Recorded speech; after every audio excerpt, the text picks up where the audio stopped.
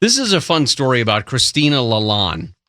Christina Lalonde and her husband bought an old house in the Sunset District in San Francisco, near the intersection of 20th and Irving, if you know where that is, a few years ago. And they knew this thing was old. The building itself is 110 years old. And some of those homes in San Francisco were so meticulously built back then, by hand, by usually individuals who were just building a house for themselves. And that was the case in this beautiful house that they picked up. And she became sort of the do-it-yourselfer that you would find on Pinterest, where she would refurbish all of the furniture, the built-in dining room furniture and all that stuff. She would strip it down because it was layered on with paint after the multiple families had moved through and changed everything. And she got this thing back to sort of its original glory. There was one day, just a short time ago, when she and her husband were doing some more work and they were redoing the basement. They had some people in there redoing the basement. The Wi-Fi cuts out one night. So he goes downstairs to check out the Wi-Fi. That's where the router is, I suppose. And he notices that of some of the trash that had been picked up by the guys working, they'd stuffed it in a bucket in the side of the basement, in the corner of the basement. And he looks down and he sees a book and he picks it up. He brings it back upstairs to his wife. The opening page of one of these books, they realize, is a diary. And it's written in Danish. So they don't know exactly what it says at first, but it says the date, January 1st, 1900, Hans Jorgen Hansen. Well, Christina is absolutely intrigued by this diary. Although, guess what? She doesn't speak Danish. She has no idea how to understand what's going on. So she shows some of the text to some of her friends from Denmark, because everybody has friends from Denmark, don't they? And those friends simply said, listen, I understand Danish, but I don't understand this Danish. The cursive that this guy had, too hard to comprehend. So Christina actually sits down and tries to translate. Again, she doesn't speak Danish, but she tries to translate this book by herself, this diary. And what she does is, letter by letter, she types these words into Google Translate. And the first few blocks of text that she put in, nonsense. It was just a jumble of letters. It was neither Danish nor English. And she said, I was just basically sitting there staring at those words, and the enigma of it all just kind of ate at me. She said for months, all of her spare time was spent typing Danish words into the translator. And then every once in a while, she would be able to translate a word. And the more and more she looked at Hans Hansen's handwriting, she began to decipher it. So then, without using Google Translate, she would recognize specific words. And then she could put together full sentences. And this narrative actually began to take shape. Hans Hansen's diary started on New Year's Day, 1900. And he had set out from his home to find work. He was 20 years old. He was a carpenter's apprentice, and he dreamed of moving to America because of everything that we had going for us, right? The new world that was the United States of America at the turn of the 20th century. Now, there was also a strange set of pages in the middle of this diary. It was about 5 years after Hans had written the first couple entries in his diary, but 5 years before he built that house in San Francisco. Hans was this teenage farmhand. He was tending cows, and he found a muse in the face of Anna, a young woman from a nearby town. And soon they're both working for one woman's farm there in Denmark, and the relationship starts to grow. They're both peasants from the Danish countryside. They were actually both illegitimate children. Hans had no money, but he decided then that their future was going to be together and that someday he swore he would marry Anna. In 1897, Anna leaves for America, and all they can do is write letters back and forth across the Atlantic. Hans wrote in his diary, "These first letters smelled a little of girl-like shyness, but since then we have become closer and have come to rely on each other."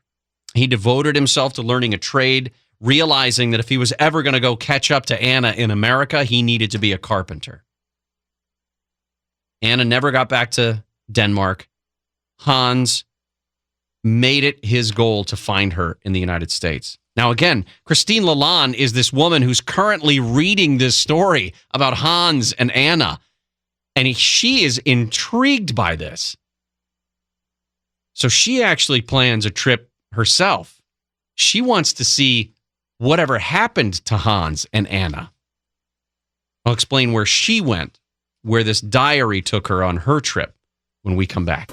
Christine Lalonde, she is a writer up in San Francisco who, when she was renovating her house, her 110-year-old house, she found a diary stuck in, I guess, an attic space that doesn't even make sense. It was in the ceiling of the basement that they were redoing. And some workers who were redoing the basement for her just thought it was trash and they were going to throw it away. And she picked it up and read it. The guy who built her house in 1910, Hans Hansen, this kid from Denmark, kept a diary. In fact, he started writing his diary January 1st, 1900. He ended in 1910.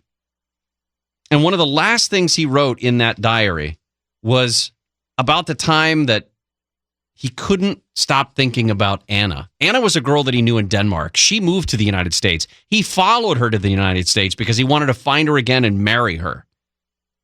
One of the last things he wrote in this diary: "Many years have gone since I last wrote in my book, and I have to talk to someone tonight. My whole life has been destroyed.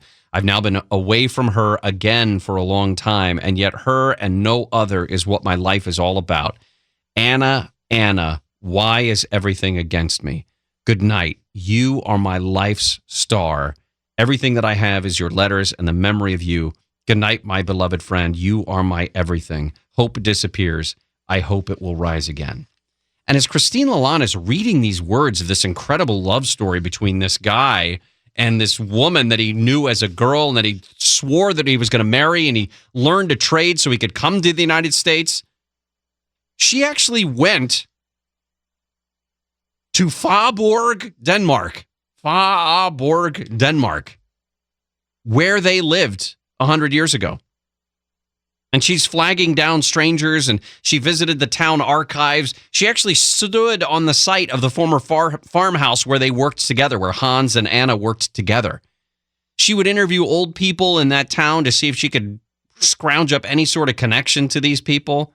And actually, when word got out on Facebook that there was this American woman who was trying to find out information about Hans Hansen and his girlfriend, long-lost love Anna, people would show up to the coffee shop that she was working out of and help her go over these different government records and church parish books and national archives. And they decided that this was, or I guess they just figured out that this puzzle that they were working on was so fascinating that she had the entire town of Faaborg, Germany, all of them working towards finding out whatever happened to Hans.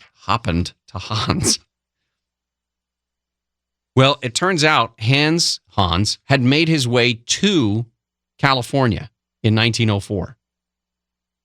And he found Anna, and he wrote about it in his diary.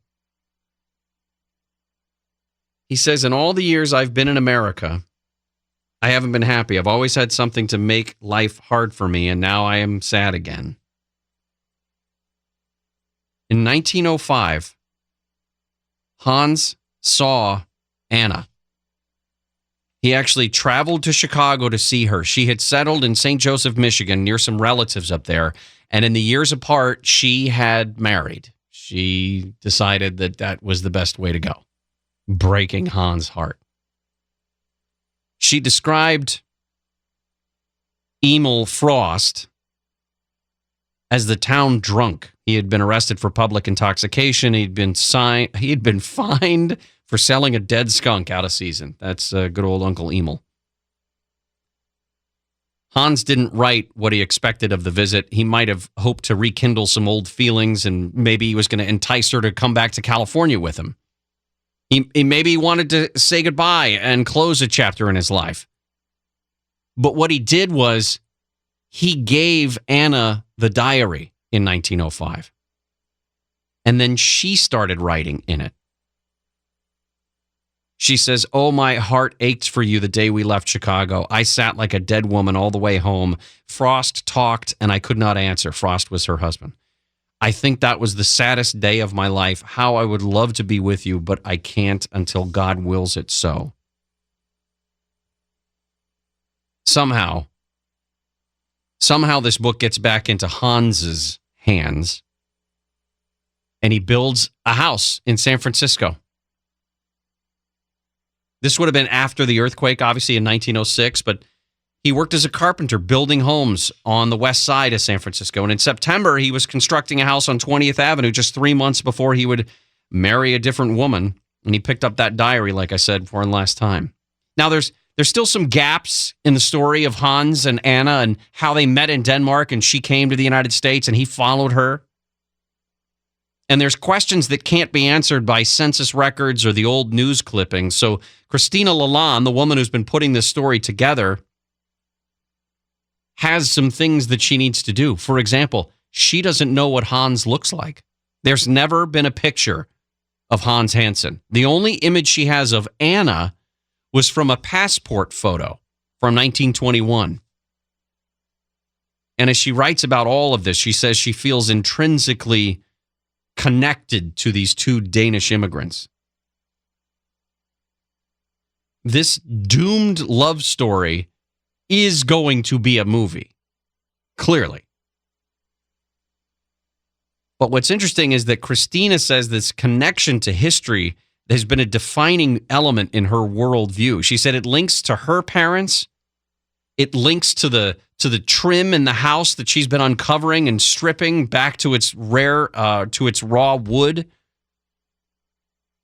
She said over these last 2 years, since she found the diary, that this story of Hans and Anna carried her through the search, and it's been reinforced by what she found along the way. Christina said, "I don't think I knew myself why I was so determined to tell that story. I really wanted to say that if I hadn't fixed up this house, if I hadn't gone down this journey, no one would know this story.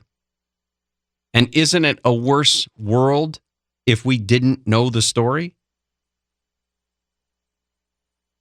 It's pretty amazing because one day, early in the morning, she's sitting in bed, she's typing questions into her iPad. She finds evidence that Anna had actually left her husband in Chicago, outside of Chicago.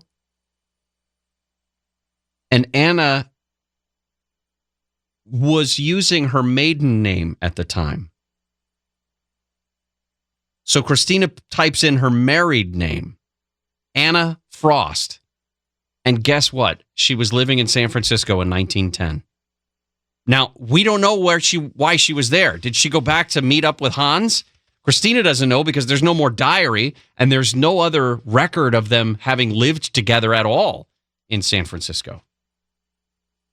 But this weird lost love story that was contained almost entirely within that diary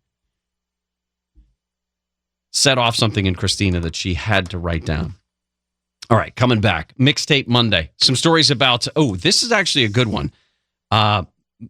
Musicians in Afghanistan trying to figure out what the world is going to be like under the Taliban. And are they going to be allowed to play music? Kanye West, Drake, Guns N' Roses, all of these stories coming up in Mixtape Monday. Gary and Shannon and your chance, by the way, to win a pair of tickets to the Imagine Dragons show coming up Wednesday night. We'll tell you how you can win those tickets when we come back.